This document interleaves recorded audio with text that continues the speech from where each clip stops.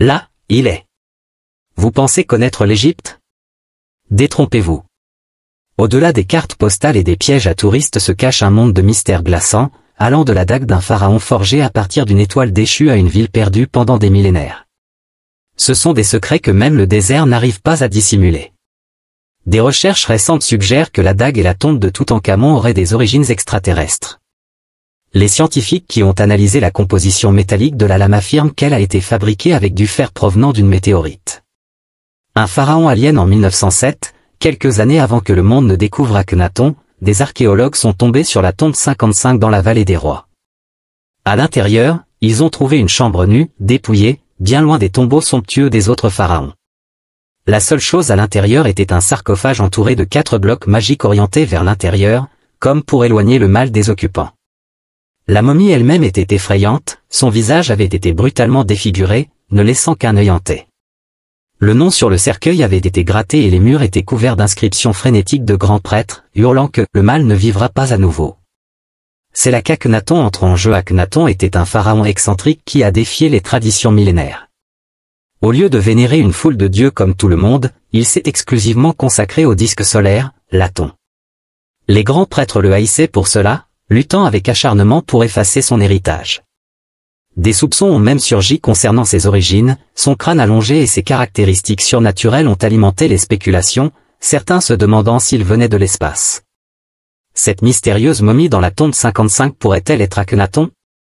Était-il si craint et si différent qu'ils ont essayé de l'enfermer à jamais?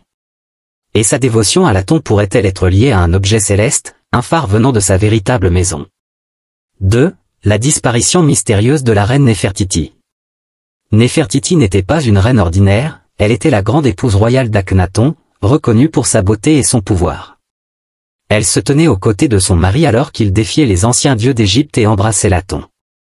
Son image était partout, gravée dans les temples, peinte sur les murs. Mais autour de la 12e année de règne d'Akhenaton, elle disparut soudainement. Aucune tombe, aucun document, rien. Comme si elle avait quitté la scène de l'histoire pour se fondre dans le néant. Que s'est-il passé? Est-elle morte de façon inattendue, peut-être en accouchant, comme certains chercheurs le suggèrent, entraînant une sépulture secrète pour préserver l'image de la famille royale parfaite? A-t-elle été écartée, son rôle autrefois important effacé de l'histoire alors qu'elle tombait en disgrâce? Ou a-t-elle pris une nouvelle identité, peut-être en régnant sous le nom du mystérieux pharaon Smara, tirant les ficelles dans l'ombre? Les archéologues ont découvert plusieurs momies non identifiées qui pourraient être Néfertiti. Les analyses ADN et les recherches supplémentaires sont en cours, mais la possibilité que ces restes soient enfin identifiés ajoute un frisson supplémentaire à cette énigme ancienne. Le mystère s'épaissit quand on considère le sort de ces filles, 3 d'entre elles ont disparu autour de la même époque, leur destin inconnu. Une tragédie aurait-elle frappé la famille royale, laissant aucune trace? Tout ce qui nous reste de Néfertiti est son buste emblématique découvert en 1912.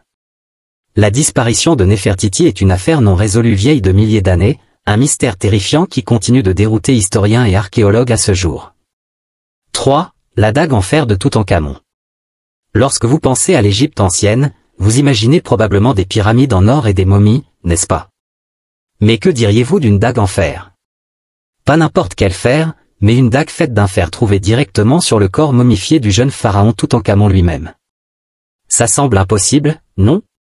C'est là que les choses deviennent un peu étranges. La métallurgie du fer n'était pas répandue en Égypte à l'époque, c'était un métal rare et précieux, plus précieux que l'or. Alors, comment un jeune pharaon a-t-il fini avec une dague en fer, surtout trouvée directement sur son corps momifié? Cela suggère son importance, peut-être comme arme protectrice dans l'au-delà. Les scientifiques ont confirmé que le fer de la dague ne vient pas de la Terre, mais d'une météorite, ce qui signifie qu'il est tombé de l'espace. Une arme littéralement venue des étoiles, placée sur le corps momifié d'un roi, de quoi donner des frissons. Mais le mystère ne s'arrête pas là. La dague est aussi incroyablement bien conservée, presque comme si elle avait été fabriquée hier. Comment a-t-elle survécu pendant des milliers d'années sans rouiller? S'agissait-il d'une technologie ancienne avancée que nous ne comprenons pas? La dague en fer de Toutankhamon défie tout ce que nous pensions savoir sur l'Égypte ancienne. Elle suggère qu'ils avaient accès à des matériaux et des technologies bien au-delà de leurs capacités supposées, ouvrant un monde de possibilités terrifiantes, contact avec des êtres extraterrestres, savoirs oubliés ou même des forces au-delà de notre compréhension. 4. La femme qui pleure le long du Nil. Par une nuit de lune éclaire le Nil, l'air est lourd du parfum de la rivière, le seul bruit est le clapotis doux de l'eau contre la rive.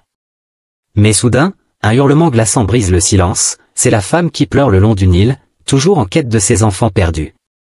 La légende raconte que cette femme fantomatique aurait noyé ses propres enfants dans un accès de douleur indescriptible, ou peut-être de folie. Maintenant, elle est condamnée à errer sur les berges du fleuve pour l'éternité, ses cris étant un rappel en temps de son destin tragique. Certains disent qu'elle est un esprit vengeur attirant les voyageurs sans méfiance vers une tombe aquatique, tandis que d'autres la voient comme une mer brisée, piégée dans un cycle sans fin de chagrin. Quelle que soit la vérité, ces cris sont un sinistre présage, un signe de malchance et de mort. Même aujourd'hui, des gens prétendent entendre ces gémissements mourants résonner le long du Nil, surtout lors des nuits sombres et orageuses. 5. La pyramide courbée de Dashur. Les pyramides sont censées être, pyramidales, non? Des côtés droits, un sommet pointu, tout le tralala. Mais il y a la pyramide courbée de Dashur, comme si elle avait soudainement changé d'avis en cours de construction. Sérieusement, cette pyramide commence avec un angle abrupt de 54 degrés, semblant atteindre les cieux, puis, à mi-chemin, elle passe brusquement à une pente plus douce de 43 degrés. Vous pourriez penser qu'il s'agit d'une erreur architecturale ancienne, mais ce n'est pas le cas. C'était intentionnel. Pourquoi? C'est la question de $1 million qui rend les archéologues fous. Certaines théories suggèrent qu'il s'agissait d'un problème structurel, peut-être que les bâtisseurs ont réalisé que l'angle abrupt était trop risqué et ont dû changer de cap en cours de construction. D'autres pensent que c'était un choix symbolique représentant le voyage du soleil à travers le ciel ou même l'ascension du pharaon vers l'au-delà. Quelle que soit la raison, la pyramide courbée reste un spectacle étrange et troublant. Si, l'hypothèse de la centrale électrique de Gizeh. Nous connaissons tous la grande pyramide de Gizeh comme une énorme tombe, n'est-ce pas? Eh bien, Christopher Dunn, ingénieur et auteur, a une idée différente. Il pense que ce n'était pas seulement une tombe, mais une gigantesque centrale électrique. Voilà une théorie qui donne des frissons. Cette idée folle, connue sous le nom d'hypothèse de la centrale électrique de Gizeh, suggère que les anciens Égyptiens, ou peut-être même une civilisation antérieure, auraient utilisé la pyramide pour exploiter une source d'énergie inconnue. C'est comme quelque chose tout droit sorti d'un film de science-fiction. Les partisans de cette théorie pointent les caractéristiques étranges de la pyramide, son alignement parfait avec les points cardinaux nord, sud et ouest, les conduits et chambres mystérieux à l'intérieur, et même la composition chimique des pierres. Ils soutiennent que tout cela faisait partie d'un système sophistiqué conçu pour générer et transmettre de l'énergie. Certains affirment même que la pyramide aurait pu utiliser les vibrations naturelles de la Terre ou concentrer les rayons cosmiques pour produire de l'électricité. Ils évoquent des gravures étranges comme le supposé « lumière de Dendra » comme preuve d'une technologie électrique ancienne. Bien sûr, la plupart des archéologues ne sont pas convaincus, ils disent qu'il n'y a pas de preuves concrètes et que les caractéristiques de la pyramide peuvent être expliquées autrement. Mais cela n'a pas empêché l'hypothèse de la centrale électrique de Gizeh de captiver les imaginations. 7. L'obélisque inachevé d'Assouan. Imaginez une immense aiguille de pierre couchée sur le côté, à moitié sortie du socle rocheux. Il était en train d'être sculpté. Ce n'est pas un vieux relique obscur, mais l'obélisque inachevé d'Assouan, un rappel que même les empires les plus puissants peuvent trébucher. Cet obélisque était le projet personnel de la reine Hatshepsut, un hommage monumental au dieu destiné à symboliser son règne durant la 18e dynastie. S'il avait été achevé, il aurait écrasé tous les autres obélisques avec ses 42 mètres de hauteur et ses près de 200 tonnes. Il était censé percer le ciel, un témoignage de l'ambition et de la dévotion humaine. Mais le destin en a décidé autrement. Une énorme fissure, un défaut fatal dans le granit, est apparu, rendant l'obélisque inutilisable. Pouvez-vous imaginer le désespoir des ouvriers? Des années de travail acharné pour rien, un coup dur monumental. Et la partie la plus intéressante? Les marques d'outils, les lignes directrices peintes en ocre rouge, sont toujours là, figées dans le temps. C'est comme si les travailleurs avaient simplement laissé tomber leurs outils et s'étaient éloignés hier, laissant derrière eux un rappel en temps d'un rêve devenu poussière. Oui, la lumière de Dendera. L'Égypte ancienne était un lieu de dieux, de pharaons et de lampes? D'accord, peut-être pas exactement, mais les sculptures de Dendera ont certainement suscité des théories fascinantes. Au cœur du temple de Hathor à Dendera, il y a une série de sculptures qui ressemblent étrangement à des dispositifs électriques modernes. On parle d'objets allongés avec des lignes ondulées à l'intérieur, soutenus par des figures que certains interprètent comme tenant des câbles. De quoi donner le tournis, n'est-ce pas? Alors, les anciens Égyptiens avaient-ils de l'électricité? Exploitaient-ils une source de pouvoir que nous avons oubliée? C'est une idée séduisante, surtout pour les amateurs de théorie du complot. Mais attendez. Les égyptologues traditionnels ont une autre explication, enracinée dans la mythologie et le symbolisme. Ils croient que les sculptures représentent la naissance du dieu Horus émergeant d'une fleur de lotus. L'ampoule serait en fait une représentation du soleil, et les figures tiendraient le pilier Ged, un symbole de stabilité. Bien que cette explication soit moins excitante, elle repose sur des preuves solides. Les hiéroglyphes qui l'accompagnent soutiennent l'interprétation mythologique, et il n'y a pas d'autres preuves archéologiques suggérant que les Égyptiens anciens possédaient de l'électricité. 9. Le puits des mains géantes.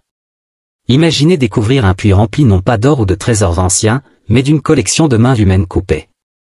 On croirait une scène de film d'horreur, et pourtant, c'est exactement ce que les archéologues ont découvert dans l'ancienne ville égyptienne d'Avari. En creusant sous le palais des rois Ixo, ils ont mis au jour 4 fosses, pas des fosses à trésors, mais des fosses contenant les ossements de 16 mains humaines. 2 des fosses, juste à côté de la salle du trône, avaient une main chacune, comme une sorte d'offrande tordue. Les autres 14 mains étaient jetées dans 2 fosses plus éloignées du palais. Et voici où cela devient encore plus étrange, ce ne sont que des mains droites, aucune main gauche. De plus, les archéologues ont remarqué que beaucoup de ces mains étaient exceptionnellement grandes, certaines même très grandes. On se demande pourquoi ces mains ont été coupées, à qui elles appartenaient et pourquoi elles ont été enterrées de manière aussi particulière. Une théorie est qu'il s'agissait de trophées de guerre, des rappels sinistres de la puissance militaire des Hyksos. Les textes anciens mentionnent des soldats récompensés en or pour avoir rapporté les mains droites de leurs ennemis. Ces fosses pourraient donc être une démonstration macabre du pouvoir, un avertissement glaçant pour quiconque oserait les défier. Mais il y a aussi un côté plus sombre, plus ritualiste, certains croient que les mains coupées faisaient partie d'un sacrifice, une manière de plaire aux dieux ou peut-être même de garantir la victoire en bataille. Couper la main droite, celle que la plupart des gens utilisent, aurait pu être une manière symbolique d'enlever le pouvoir d'un ennemi, tant dans cette vie que dans l'autre. 10. Les chambres secrètes de la Grande Pyramide. La Grande Pyramide de Gizeh, la plus ancienne et la plus grande des 3 pyramides du plateau de Gizeh, est une merveille d'ingénierie ancienne, construite comme tombeau pour le pharaon Khéops durant la Hive dynastie, vers 2600 avant Jésus-Christ. C'est un témoignage du savoir-faire et de l'ambition des anciens Égyptiens. Mais que se passerait-il s'il y avait plus à cette structure emblématique qu'une simple tombe? Et si elle cachait des secrets que nous n'avons même pas encore commencé à découvrir? En 2017, une équipe de scientifiques a utilisé des détecteurs de neutrons de pointe pensés à eux comme des rayons X pour les pyramides pour scanner la Grande Pyramide. Ils ont détecté un vaste vide, d'au moins 30 mètres de long, situé juste au-dessus de la Grande Galerie, mais personne ne sait ce qu'il y a à l'intérieur. Pourrait-il s'agir d'une autre chambre funéraire pour le pharaon Khéops, d'un trésor secret ou de quelque chose d'encore plus bizarre? Et ce n'est pas tout, un autre vide plus petit a été détecté près de la face nord de la pyramide. On dirait que la pyramide garde ses secrets de près. Le problème, c'est qu'entrer dans ces chambres n'est pas une mince affaire. Il faudrait percer à travers la roche solide, avec toujours le risque d'endommager la pyramide. Donc, pour l'instant, ces espaces cachés restent hors de portée. Que pensez-vous qu'il y ait là-dedans? Des rouleaux anciens, des technologies perdues ou quelque chose que nous ne pouvons même pas imaginer? Les chambres secrètes de la Grande Pyramide sont un rappel glaçant que même les monuments les plus connus peuvent encore contenir des secrets qui nous glacent le sang. 11. La ville dorée perdue.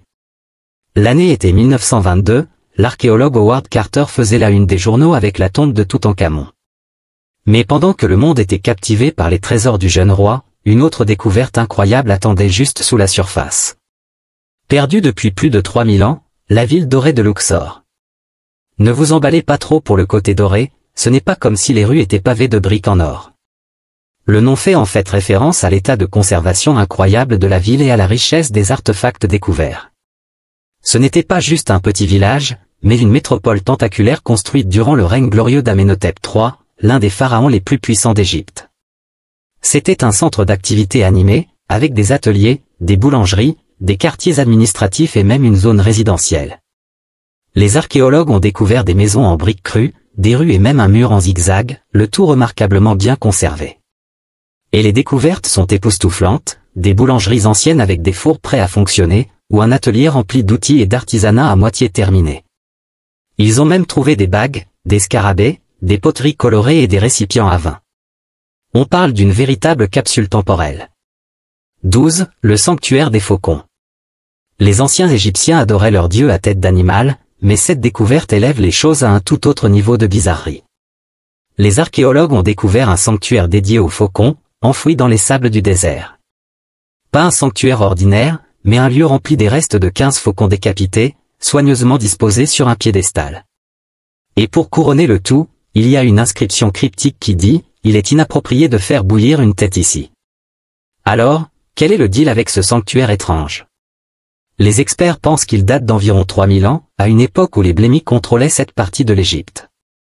Ces personnes étaient connues pour mélanger les croyances égyptiennes avec les leurs, créant un cocktail culturel unique.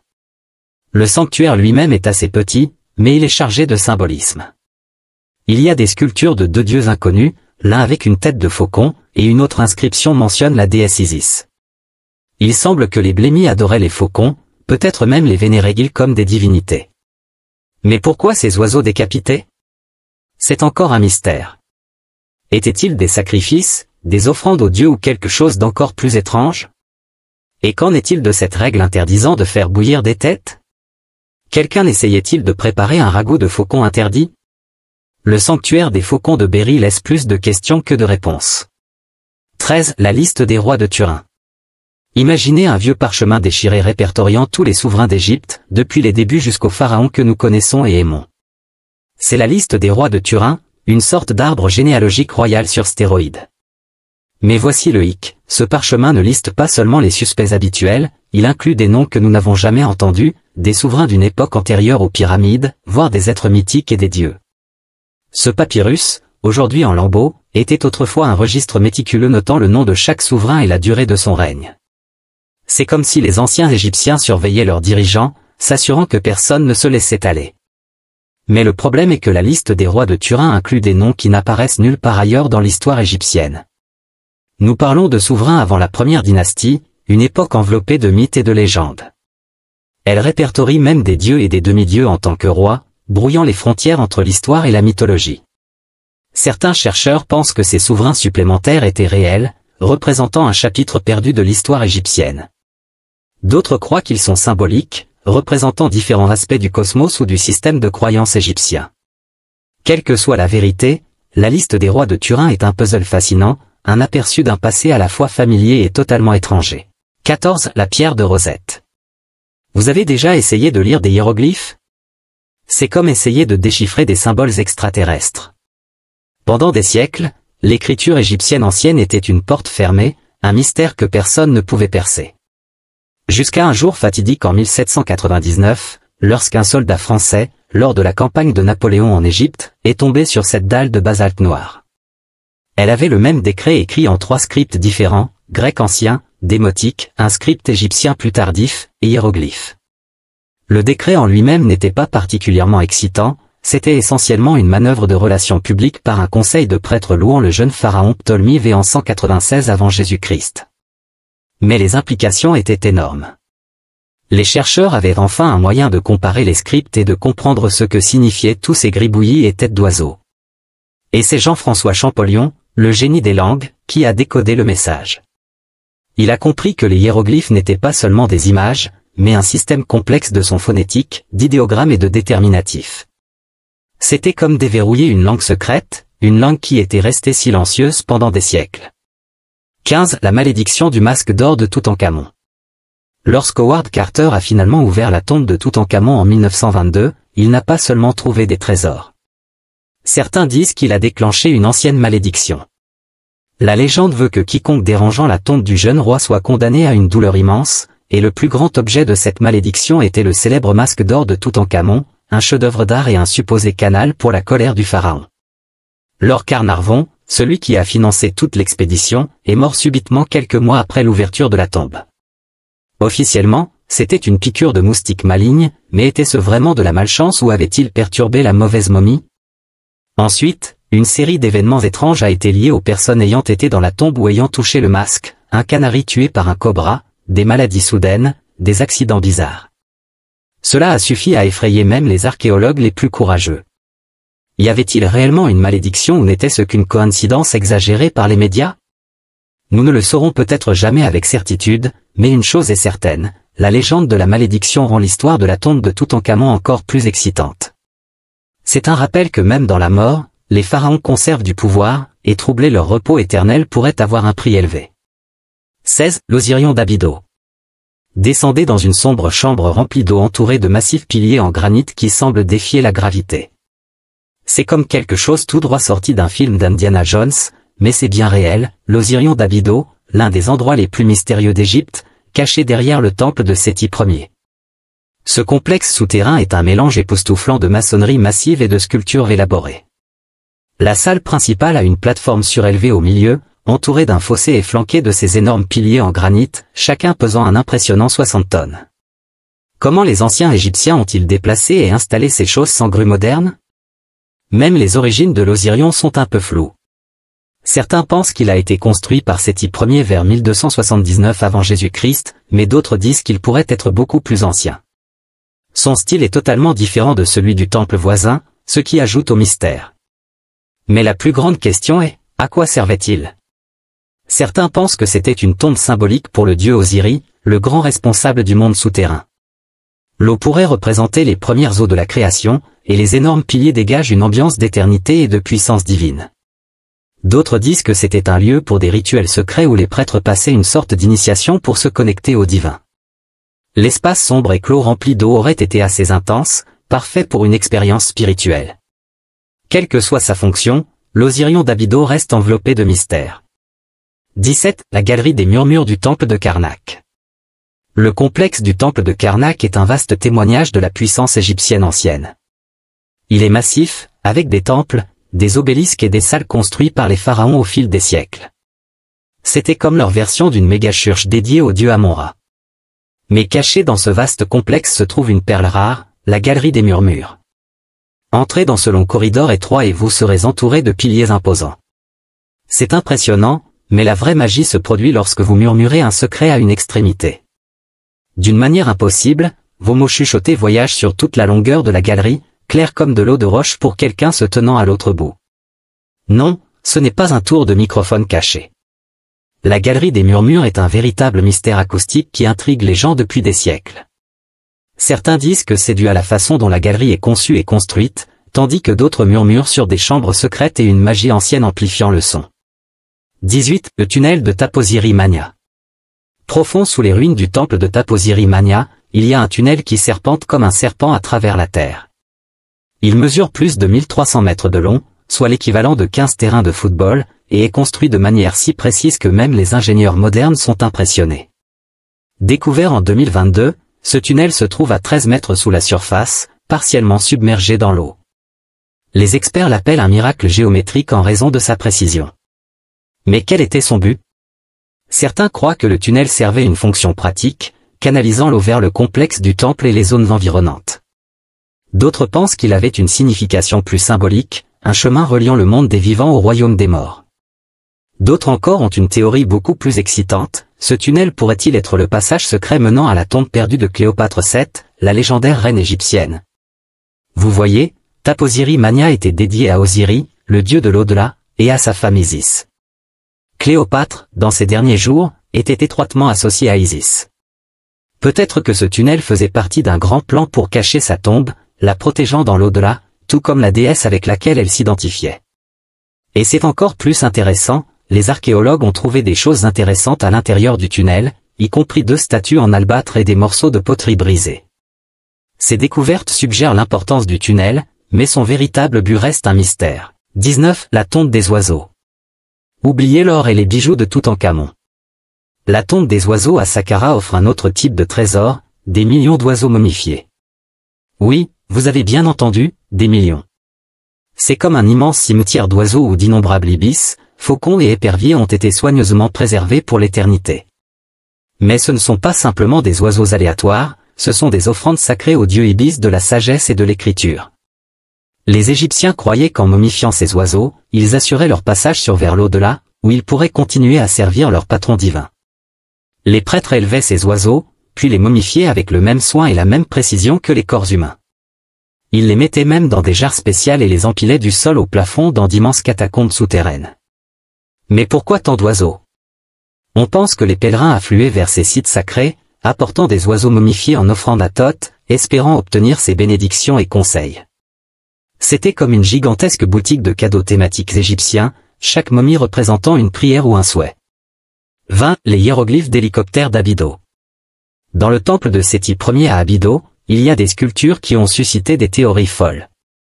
À première vue, ces hiéroglyphes semblent montrer quelque chose de totalement hors de propos, un hélicoptère, un sous-marin, voire un jet futuriste. C'est comme trouver un plan pour une machine à voyager dans le temps caché dans un temple ancien. Bien sûr, cela a été une mine d'or pour ceux qui croient aux extraterrestres anciens. Ils pensent que c'est la preuve que des technologies avancées ont été offertes aux Égyptiens par des visiteurs venus de l'espace. Mais attendez une seconde, il pourrait y avoir une explication plus simple. Il s'avère que ces sculptures sont un mélange. Les anciens Égyptiens recouvraient parfois d'anciennes inscriptions et en gravaient de nouvelles par-dessus. Avec le temps, le plâtre s'effritait, laissant un enchevêtrement de symboles qui, si on regarde de près, ressemblent un peu à des machines modernes. Ainsi, l'hélicoptère est en réalité un mélange de faucons, de scarabées et de quelques autres symboles. Le sous-marin est simplement des hiéroglyphes superposés d'une main et d'un serpent. C'est comme une illusion d'optique égyptienne ancienne. Les mystères de l'Égypte antique continuent de défier notre compréhension, nous rappelant que malgré tous nos progrès technologiques, il reste tant de choses à découvrir. Chaque énigme, chaque relique, chaque gravure nous plonge plus profondément dans un monde où la réalité et la mythologie se confondent.